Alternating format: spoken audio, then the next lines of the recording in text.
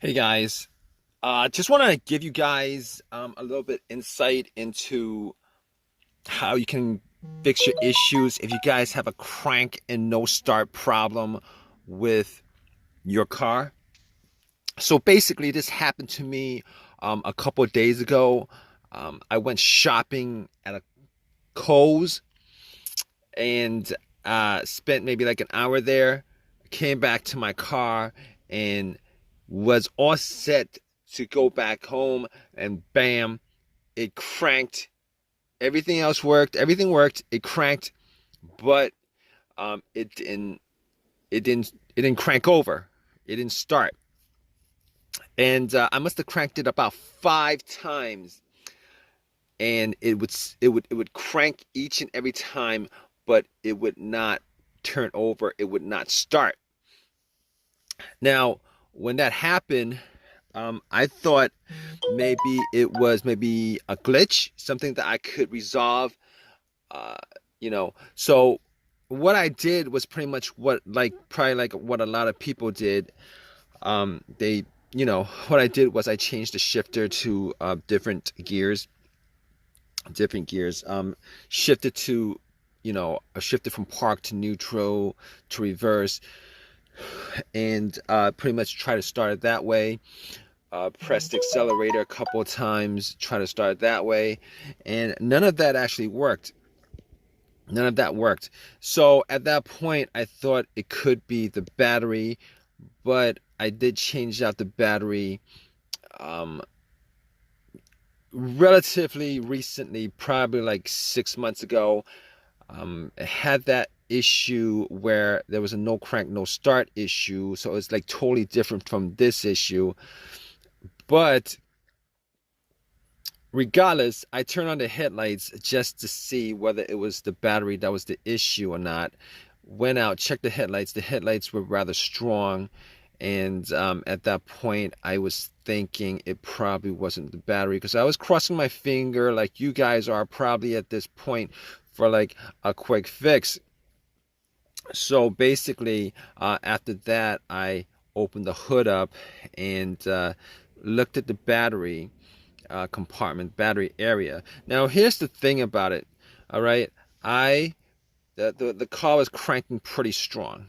All right, I was thinking that may have been a battery, still in the warranty. I could just change it out, pop another one in, problem solved. But I, you know, I the car was cranking very strong. The headlights were very bright. Did not think it was the battery at that point, but I was looking at terminals. They looked like they were pretty corroded. And basically, I did not clean the terminals when I swapped out the battery 6 months ago. Probably like I should have done. So basically, I had a couple cans of Coke. I poured 2 cans of Coke on the terminal cables, the connectors.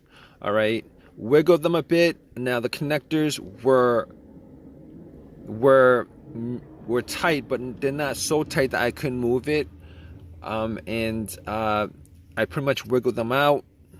Took some paper towel, cleaned them up, popped them back in.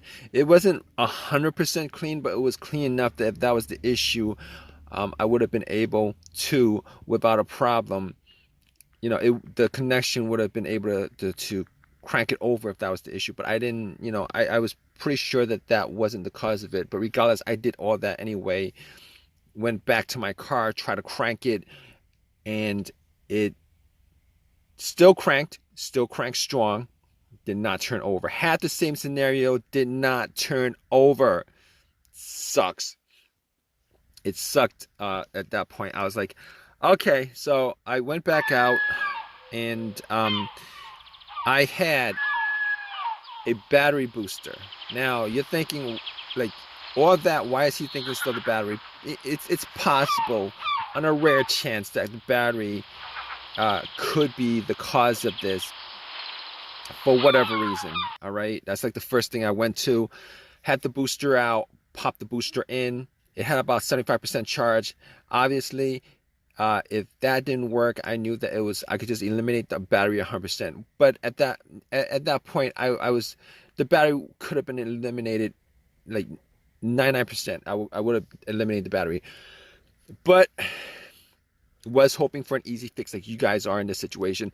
Popped the cables on and cranked it. Cranked up as strong as it did before. So, but it didn't turn over. So at that point, I knew 100% that it was not the battery. All right. On top of that, I actually checked the negative cable. I checked the negative cable, and if you guys know what the negative cable is, the negative cable is the ground cable, and normally it connects to the frame of the car. I checked that to make sure that it wasn't broken, that it wasn't frayed, that there wasn't an issue of corrosion and anything like that, because a weak ground can cause your car not to crank over. But normally in those kind of situations, it's because the connection is weak, and you would still have a weak crank. Your conductivity would be very weak, and you know, test like the headlight would show you that you would get a dim light instead of a strong light. In this situation, I was getting everything was working fine as it should. The cranks were strong. The headlights were very bright. So at that point, I knew that it was not the things that I could eliminate at that point were I could eliminate 100% the battery. I could eliminate 100% the ground cable. I could eliminate 100% the alternator, even though in situations like this, the alternator would not normally be one of those things that would be on my elimination list. All right. Normally, if the alternator was the issue, the car would have died out with the engine running, or would have died out with the engine with the car on the road while driving. That's 100% of the time. Well, not 100% of the time, but normally that would be the case. Or there would be a no start situation because it was running on the battery and the battery just died out. But the test for the alternator was if you put like an outside power source like a booster or cables on to the car, and if the alternator was the issue, you'd be able to turn it over, and then when you take the cables off, the alternator would die out. So I could eliminate the alternator 100%. So basically I can eliminate all those things out of the way. All right. So still had that same situation. And then it pops up in my head that it occurred to me that I had, there could be a bunch of other things that could be causing it. Manifold sensor, throttle position sensor, camshaft position sensor, crankshaft position sensor, a whole variety of things that could possibly be causing the crank but no start issue. Okay, it's a crank but no start, because I was getting a crank on the car each and every time, and I must have tried that at least 15 times to crank it up. It would crank very strong each and every time. All right, but here's the thing. Here's how I eliminated all those things, and you could do that too in this situation. All right, I noticed that there was not a check engine light. There was no check engine light on the dash at all. There was no check engine light on the dash at all. So immediately, I was able to eliminate the mass airflow sensor, the throttle position sensor, the crankshaft position sensor, the camshaft position sensor, and anything else that has a sensor connected to it that could generate a code in the car's computer. But I also had an OBD2 reader, and just to make sure that that was the case, that it wasn't any of those things that was causing it, I actually plugged it in. Now, there's also one other reason why I did plug in the OBD2 reader, and the other reason is sometimes if the computer is not reading the car, it's not connected to the car itself or the components of the car, it could cause a crank but no start situation. All right, and you could test that out with an OBD2, a cheap OBD2 that you could get from Walmart for 20 bucks. If you plug it in, and sometime when it's reading the codes, it doesn't analyze it all the way. It stalls on when it's reading. On the OBD2, if it doesn't read, if it doesn't analyze, give you a breakdown of codes, monitors read, etc., etc. Normally in these situations, it means that there's a disconnect between the car and the and the computer itself, the ECU, ECM, PCM, all those things are the car's computer. Now, I plugged it in, it scanned it all the way through 100%, gave me a whole readout of everything. Obviously, as I thought, there were no codes, all the monitors were good, everything was, it gave me a readout. So once it gave me a readout, I was sure that there was no, I was like 99% sure that it wasn't any of those things that had a sensor connected to it. Now, here's the thing about it. I did take the cables off the battery, and that would actually, you want to do that before you take the cables off the battery. But because I had no check engine light, I was 100% sure that it wasn't any of those things. 100%, okay? So basically, I was left with a couple of things that could be causing the crank but no start situation. All right. As far as easier things that I could just resolve on the spot, if there was an AutoZone close by, fuses, relays, possibly the ignition switch, possibly the fuel pump. So I had all those things to consider, 4 of those things considered. So I pretty much limited troubleshooting this whole entire thing to four things, okay? So I popped up the fuse. I was looking at all the fuses just to see whether there were any kind of signs of a burnt fuse, brownish on the top or something like that. Any kind of smell of a burnt plastic or something like that. I couldn't. Everything looked fine as far as the fuse was concerned. I did not have a fuse tester on me. I could not test out every one of the fuses, but all the fuses looked fine. All right. Which pretty much brought me to the fuel pump and the relays. All right. Here's the thing with the fuel pump. Now, before I even did the test, I was sitting in my car thinking that it may have been the fuel pump or the fuel pump not operating. So I did this test, and you guys could do it too, but normally it takes 2 people, all right, one to listen to the car where the gas cap is. You would take the gas cap off, and you would try to listen to a priming sound. All right, one person would be in the car turning the car to the on position. The on position is the position before it cranks. Normally you don't want to crank it, because what happens is if you crank it, that noise, the cranking noise, is going to drown out the noise from the whizzing of the priming of the fuel pump. All right, and the priming of the fuel pump is pretty much the motor in the fuel pump working.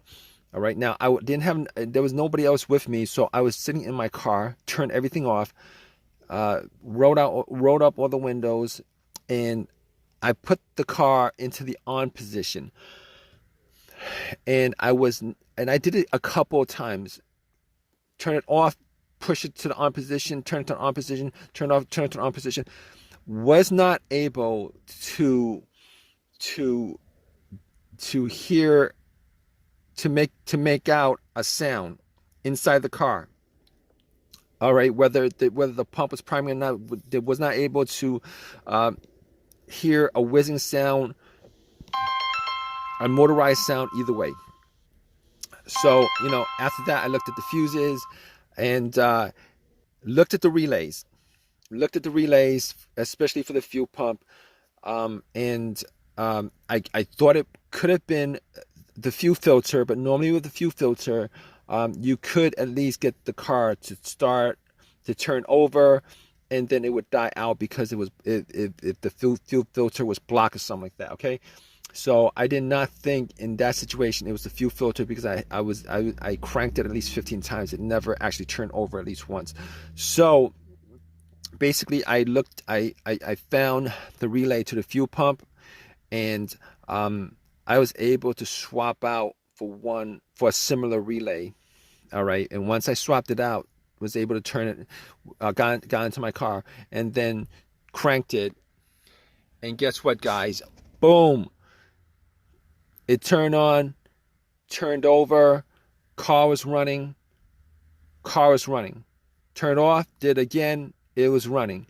So at that point, I knew for 100% that it was the fuel pump.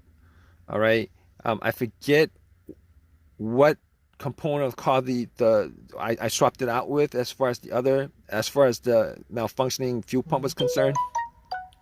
But I was thinking about driving the car to an AutoZone, but there was an AutoZone pretty close by.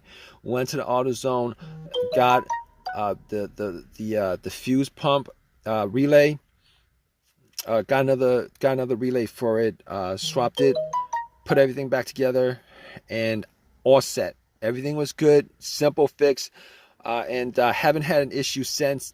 That was a couple of days ago. Turn on, turn off, turn on. Everything works the way it's supposed to. So it was the fuel pump relay that was the problem. All right. So if you guys are in this situation, hopefully your fix was as simple as the fix that I had on the car. And if it's not, hope that it's something a little bit more, not something that's like the fuel pump itself. But in any case, if you guys troubleshoot, go through the steps that I kind of went through as far as troubleshooting this whole entire issue, you guys, 90% of the time, you guys probably will get an answer for the issue with your car. All right. Regardless, please leave a comment in the comment section. Guys, please give me a thumbs up. Please subscribe. All right, guys. Take care.